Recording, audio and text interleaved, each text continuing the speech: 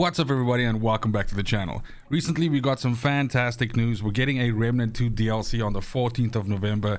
I didn't expect us to get the first DLC still this year, but it's fantastic news. As I said, Remnant 2 was a definite highlight for me of 2023 and for sure a candidate for Game of the Year if you ask me. But more importantly, we need to decide which build we're going to use when we start playing the DLC, because surely there's going to be a bunch of new challenging bosses and new stuff for us to unlock. So we need something that's efficient, that's good at dealing damage, and that's good at surviving. So let's go ahead and take a look at this one.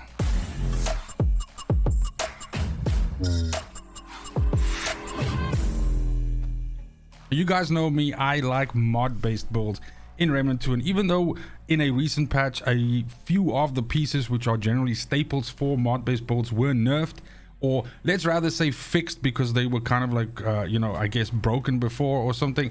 The point is that mod is not nearly as strong as it used to be, but it still shines in certain cases and definitely is really good on, I would say, probably maybe 80% to 90% of the bosses in the game. Now, I will give you some suggestions as to alternatives that you can use in the case of running into specific bosses which are resistant to the mods that you want to use. But first and foremost, when we look at our archetypes, of course we can't go wrong with Engineer as our prime archetype, and that's simply due to the fact that, you know, high tech, which is the prime perk for Engineer, which, you know, gives your weapon of choice, whether you're using the gun or the cannon or the flamethrower or something like that. It gives it infinite ammo, it increased fire rate and additional damage. This is still super powerful, and this can oftentimes do a lot of like the heavy lifting when it comes to fighting a boss and kind of let you concentrate on staying alive and avoiding the boss's mechanics. And a lot of the times that's pretty much enough to seal the deal. I do want to mention though, however, that there are currently some broken mutators in the game introduced in that patch that I was just talking about earlier. I'm not using any of those in this build because my suspicion is these should probably be fixed by the time the DLC comes out. If they don't, then I'll probably make a build video using those, because the shit's broken and basically one taps everything right now in the game. But like I said, I don't want to plan on using that indefinitely, because it's definitely, you know, a bug and something that should be fixed. But as mentioned, I'd like to use the Vulcan here just because of the rate of fire of the Vulcan, the range of the Vulcan, everything like that. I think it's fairly good. Now, one of the main reasons why we are using the Engineer is, as I mentioned, the prime perk, but it's also because the Engineer has increased skill damage of 50 and skill critical chance of 10, which basically just, you know, further on boosts up the efficiency of that turret. And this is a good side piece to playing like a mod based build, because your mods will, you know, fulfill the other part of the build, the other, you know, the rest of the damage. Now, in terms of the trait that we get with Engineer, we get Fortify, which increases our armor effectiveness by 50%, which is always good. So this is a fantastic, you know, additional trait to just have as part of the build. In our secondary archetype, we're using Summoner, and this is a very sort of like, I would say, familiar combination is combining Engineer and Summoner, because they complement each other very well due to the fact that you have Dominator as a perk with Summoner, which gives you increased modern skill damage of 35% and some skill critical chance of 5% while a minion is active. So as long as you have one of these little hollows available, or two of the one of the two flyers flying around, or the big Reaver walking around. Now, I do also want to mention the fact that I think the choice of minion here kind of like depends on sort of like the area that you're playing in, right? Now, we knew, we know now that the DLC is going to be a Losum-esque, meaning like it's going to be city streets and, let's say, maybe a little bit wider open areas than, you know, tunnels or something like that, or, you know, being sort of like blocked in. And so in that case, I think the flyers are probably going to be really good in this place. But the general, you know, sort of train of thought here should be, if you are in tight enclosed areas, you should be using the Reaver, because the Reaver can body block a lot of like bad shit that's coming your way and can also maneuver better in those spots. And if you're using open areas where you have a little bit of elevation and these flyers can get around, then you should absolutely use them. But either which way, you're definitely not using hollows, but you're using your minions, and then that allows you to benefit from this Dominator perk, which just gives you a bunch of additional mod and skill damage. And all of our damage is going to be focused around what we can juice out of the turret and what we can do with our mods. Our last but not least, our trait that comes from the Summoner side is Regrowth, which gives us health regeneration of 1.5 per second. I, in general, in my builds, try to stack health regeneration as much as I can without, you know, sort of like disadvantaging myself somewhere else, because it's just really good that if you do end up taking damage, and usually, I mean, there's no way that you're not going to take a little bit of damage at least, then if you play smart and you move around, then without actually having to use a heal item or anything like that, by just avoiding damage for a little bit of time, you can actually heal up and you can get back up to max. Now onto our character details. We'll start off as usual with armor first. Armor was also like revised a bit with the latest patch, but basically the kind of setup that I still like to use is 3 pieces of Leto. So Leto helmet, Leto body, Leto legs, and then we use the Labyrinth gauntlets as our gloves.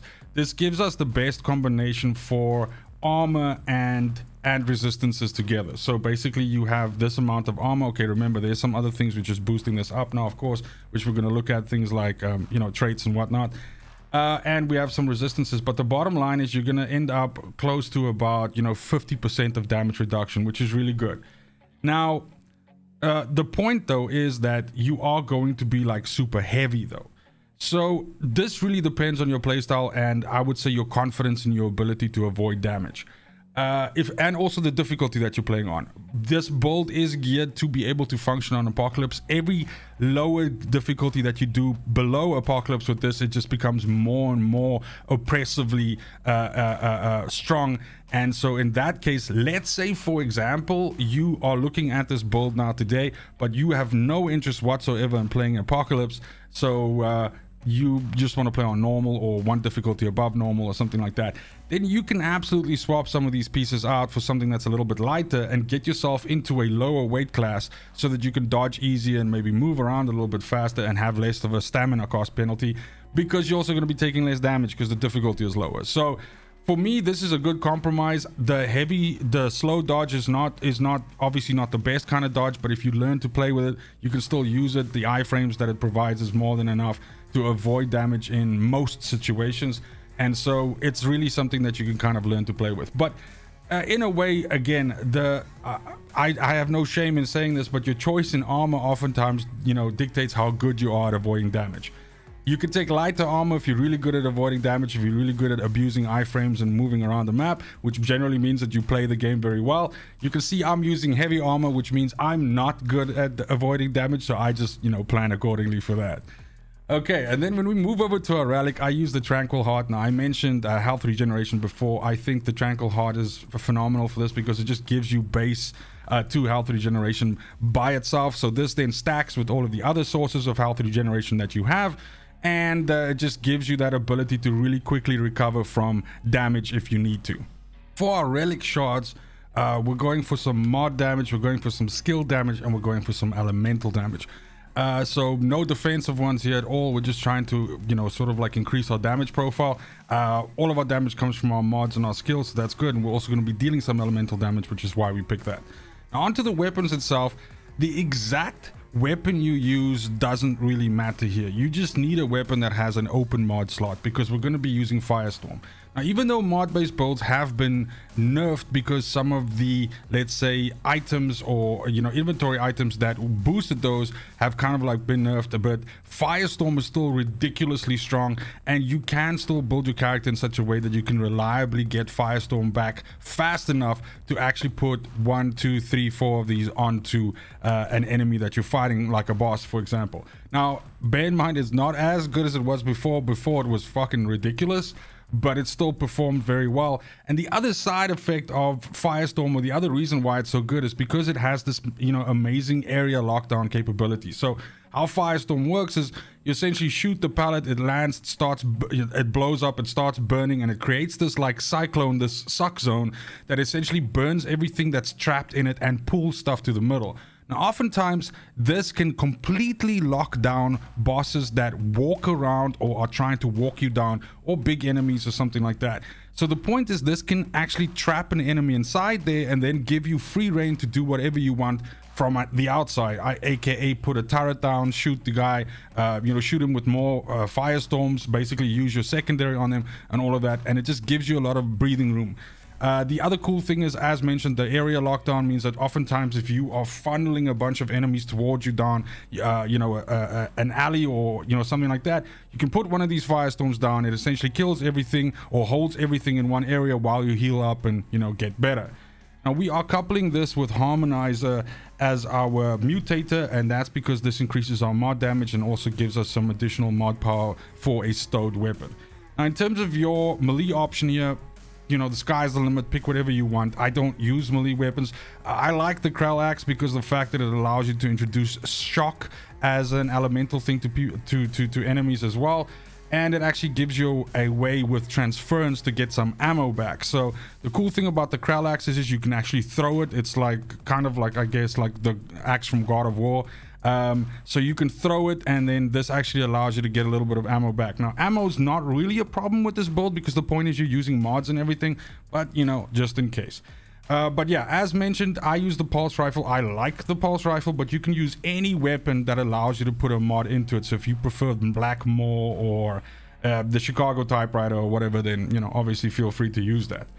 Then for our handgun or our secondary, we have some options here.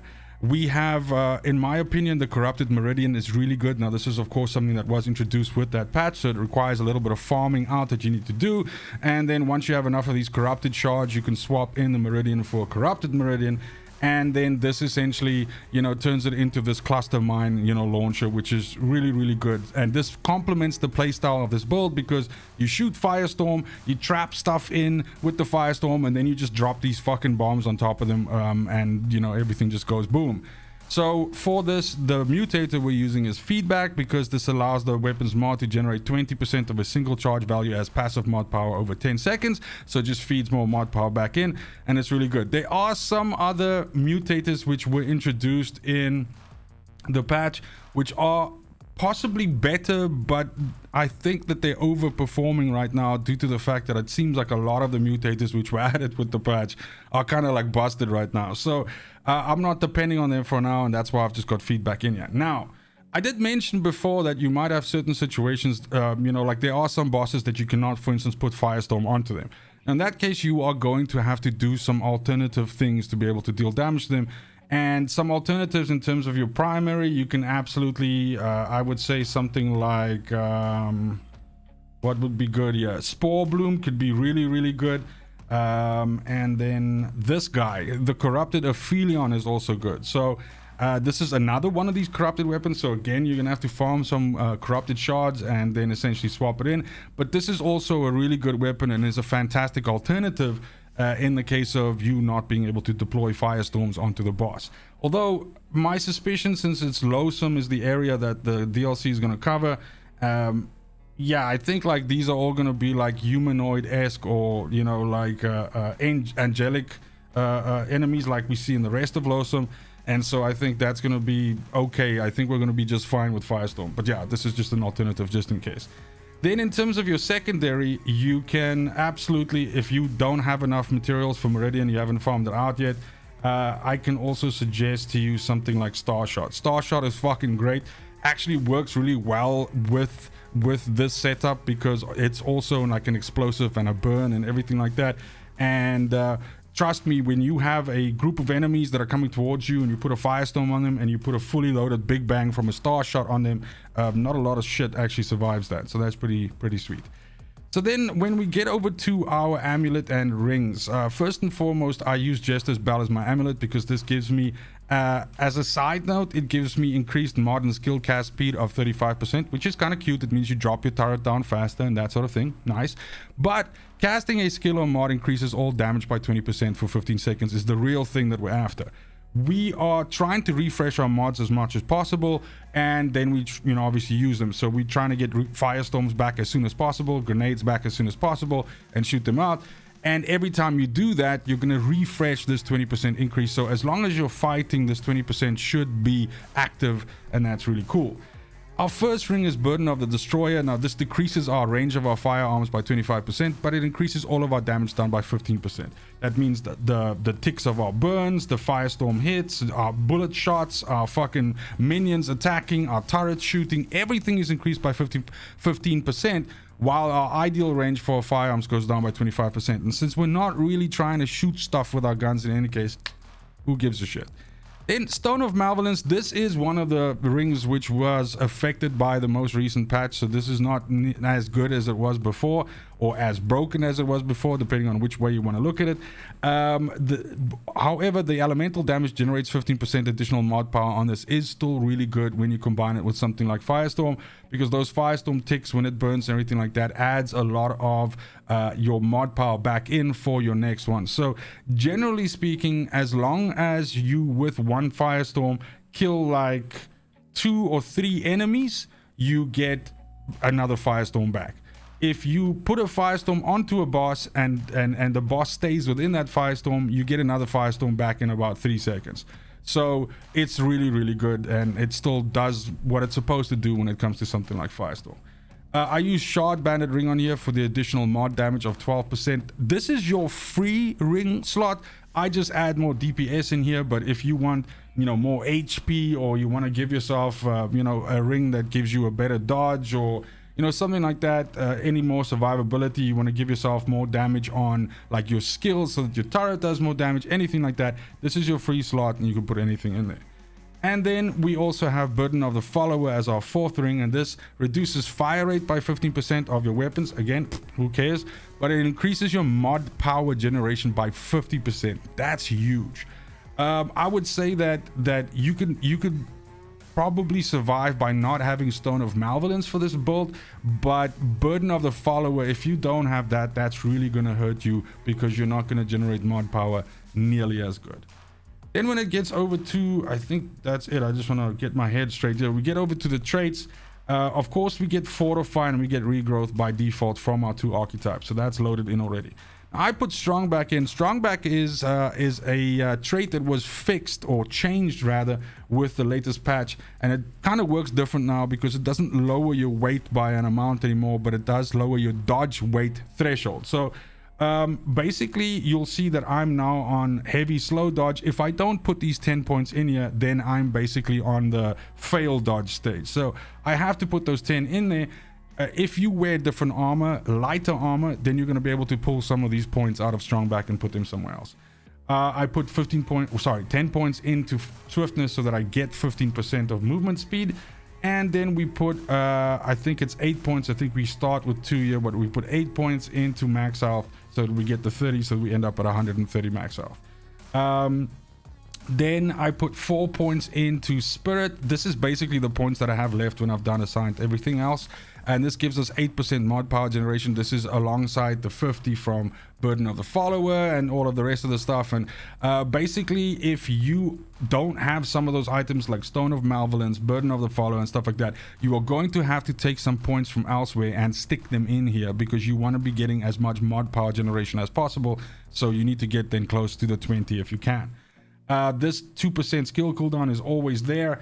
Amplitude is how big your AoEs are, and you don't want this at sorry, and I skipped Kinship over here just now. I'm going to go back to it right now, but we can kind of like talk about it alongside Amplitude. But Amplitude is the size of AoEs, and you don't want this at level 10. It's overkill. That's a 50% increase AoE, and the problem with that is if you are even in a medium size room with enemies and you shoot a Firestorm, that shit's gonna hit you and it's gonna suck you in, and it's just a fucking problem. If you think about fights like against the Nightweaver and stuff, the second wave of the Nightweaver fight, that fucking house is way too small for a 50% Firestorm. You're constantly gonna trap yourself, or you know, set yourself on fire and whatever, and it's a problem. 30% is way more manageable. It's still big enough to be good and do the things that we like it to do, but it's not nearly as oppressive in terms of like trapping you in certain parts of the map. As I mentioned with Kinship, the thing with Kinship is this reduces friendly fire damage dealt, and that also means against your minions, right? So against your flyers and your big boy that's walking around, but it also means against your allies. Now, big complaint that people have against Firestorm is it sucks to play alongside it in a co-op environment, because you're always being set on fire and being fucking killed by your teammate when they use it. Now, kinship is something that allows you to avoid this, and you don't have to go the full 80%.